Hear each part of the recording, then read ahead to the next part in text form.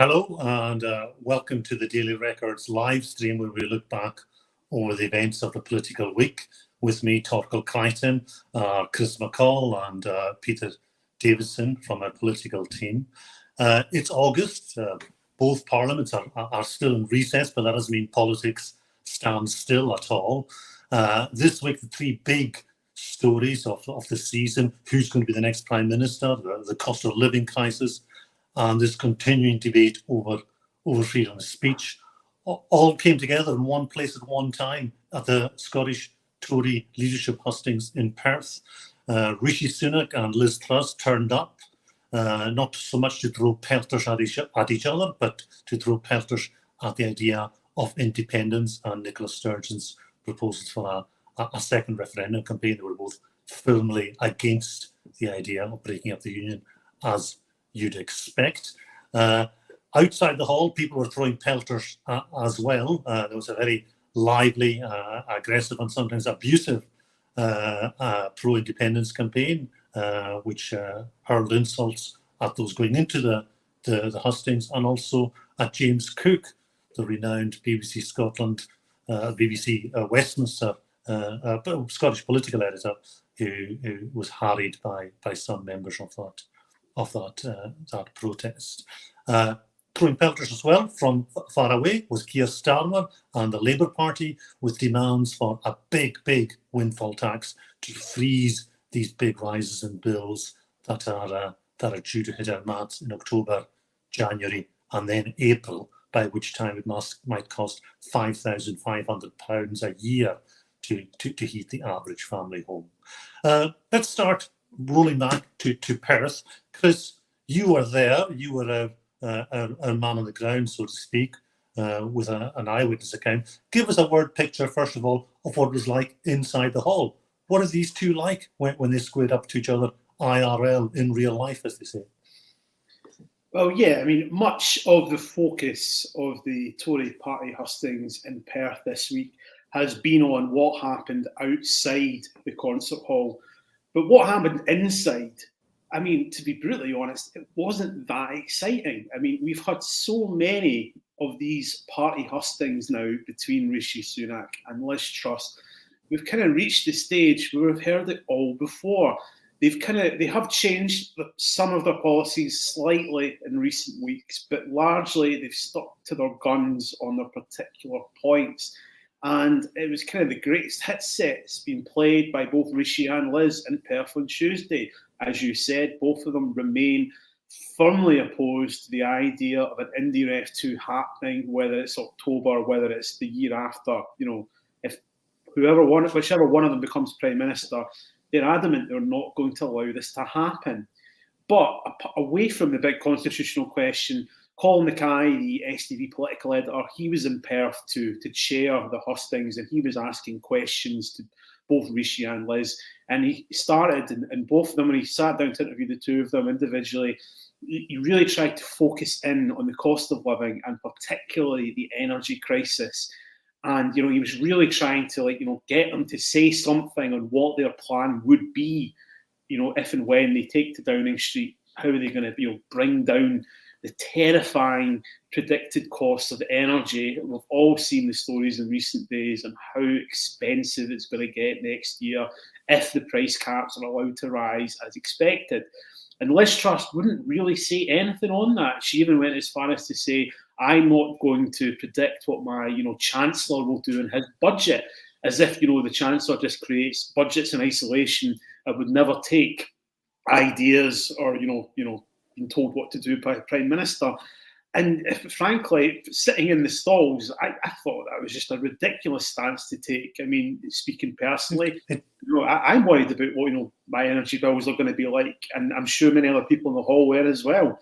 And it didn't seem to do her any harm in the hall that she was vegan, and neither did it do her any harm that an audio tape was released just half an hour before she stood up, in which she condemned British workers for not grafting hard enough. The selectorate, the Conservatives in the hall and across the UK, who will choose the next Tory and next Prime Minister, didn't seem too bothered with the cost of living, or did they? You spoke to some of them. What were their priorities? They seemed to cheer a lot when both said they were against independence, but little else. We have to be fair to Liz Truss and say, this is an election involving Conservative Party members, and it's an election that right now she stands to win, and win quite handsomely. And within the hall, within the Tory Party members, it was clear that the majority of the 650 roughly people that were there to see the hustings, that most of them were absolutely Team Liz. She got the bigger reactions, the bigger rounds of applause, and it was clear that she's the favoured candidate. And you could say that she tailored her answers a bit more towards the Scottish audience. She was giving shout outs to how she would help the farming community and fishing communities. Farming, obviously, and agriculture and hospitality are all kind of big employers in Perthshire. Yeah, so, she's all talk on that, of course, because she has refused to turn up at an NFU hustings. Today she's going to be empty-chaired by the NFU because there are some awkward questions for her to answer on the trade deals she made with Australia and with India as well. Peter, you were looking in from afar, live blogging your life out of that, squeezing as much news as you could out of that 2-hour event on Tuesday. I was struck how little they had to say about the biggest issue of the week, of the month, of the year, the cost of living crisis. Now, Labour made hay on that this week with Keir Starmer's big announcement that he'd put 29 billion to freeze the bills at their October levels for 6 months. He got some criticism from that. He got some flack from that, from the Tories saying it was just a sticking plaster, and some economists said it would actually lead to inflation. But he got plenty of headlines out of it, didn't he? Yeah, and also that I think there was a poll amongst Tory members, and a lot of them were in favour of it as well, which is quite an interesting kind of outcome. But yeah, like Chris was saying, we've heard all the argument, all the plans from Liz Truss and Rishi Sunak, and we're starting to get to the stage where it's kind of, we just need to focus on Liz Truss's policies, because we know how far she is ahead in the polls. And we know that what her policies are, they're just not going to touch the sides in terms of cancelling the national insurance rise and the Green Levy. And what's interesting, I think it was last week or maybe the week before that the Treasury is there's people in there looking to present something to Liz Truss or Rishi Sunak when they come in, their kind of plans. So it'll be interesting to see what she takes on from them, really. But yeah, there's two interesting kind of polls. One, there's a poll that puts Liz Truss 32% ahead of Rishi Sunak, so it looks like she is going to be the clear winner here. But every other poll shows that Labour's plan for an energy cap freeze is massively popular with Tories as well. And I just wonder if Liz Truss has made a huge favour here for Labour and for Starmer and for the opposition by putting herself the wrong side of public opinion on this big question. Yeah, I mean, it is. It's a bold. It's kind of probably the first time we've really seen a big, bold statement from Labour going, "This is what we would do." I mean, you can argue there's kind of other little things that they've come out with, but this is a real big one. And I think people seeing that, people maybe have been kind of speaking to their families saying, why don't we just stop the cap? These companies are making huge profits, and it's a sensible decision. We had what Gordon Brown came out with temporary nationalisation last week, and I think a lot of people came out and said maybe that's not the right idea. It seems that, and we know that it's no secret that Gordon Brown is kind of helping Labour at the moment, kind of with policy and things like that. So he's kind of putting the little feelers out, and kind of maybe didn't go too well, the nationalisation plan. So he's come kind of, Starmer said, you know what, we can go maybe a step back and go, you know what, let's put the cap in. So yeah, it's a bold one. It's good, and it's first time that Labour's really seized the initiative on something, because I think a lot of people are wanting Starmer to do that, to really show that now the Boris Johnson circus is over, he needs to come through and be the kind of sensible head, and I've got the policies that will really kind of help people get by this winter. It's certainly, Labour made more headlines in the last 5 days than it did in the last 5 weeks, I think, on this issue and other things. I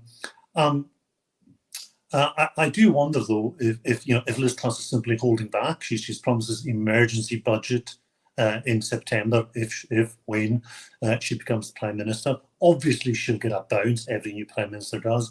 And then if she has a big handout ready to kind of trump Labour, the same way as Sunak trumped Labour's idea for the original windfall tax, he gave them windfall tax plus. Now, if she's actually ruled out a windfall tax, but she may have some other targeted scheme towards, low-income households, which might work.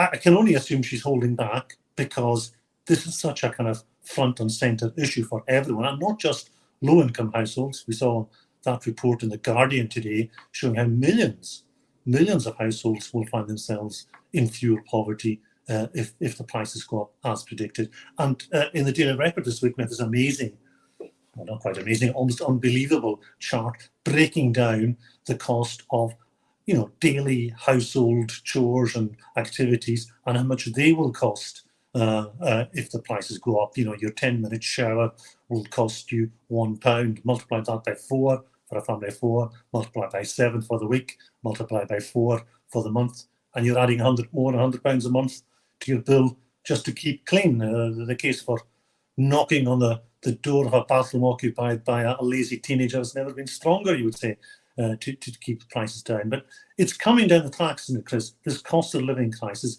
and it's only just one of the things that'll be in a Prime Minister's entry, isn't it? Yeah, I mean, you referenced the study that was in The Guardian today that was carried out by the University of York, and they basically found that if the price caps go up as expected by January, that about 73%, so right, let's say 3/4 of households in Scotland could find themselves living in fuel poverty. Now, it's important when we define fuel poverty, that's different to other kinds of poverty. That's, correct me if I'm wrong, that's if you're spending more than 10% of your disposable income purely on, on fuel, basically. So it doesn't mean that, everyone, 3/4 of households will be plunged into poverty, but basically, in layman's terms, it's the majority of Scots are going to be spending far too much on fuel, and it will impact in all kinds of ways. They'll be spending less on other things. They'll be spending less on food. They'll be spending less on the clothes they wear, and obviously, and on nights out. This all impacts on the wider economy. It's been predicted that the UK is heading for recession. One of the reasons it's heading for recession is people are spending less all round, not just on nights out, but just everywhere. People are cutting back, and the implications for businesses. Undoubtedly, we're going to see more and more go up the wall as a result. So the situation is pretty grim, especially for whoever. Let's say it's going to be Liz Truss. It's going to be the next Prime Minister. Their entry has an unimaginable number of issues that are going to need work, and are going to need work really quickly. And as you said, Torquil, I'm sure Liz and her team will have things that they're working on right now. They're not going to announce them just now. They're saving them when she's in the door in Downing Street. But we've got to hope that whatever their plan is going to be pretty substantial, because the alternative really doesn't bear thinking about. There's some pressure too, of course, Peter, on Nicola Sturgeon and the Scottish Government to do something about this too.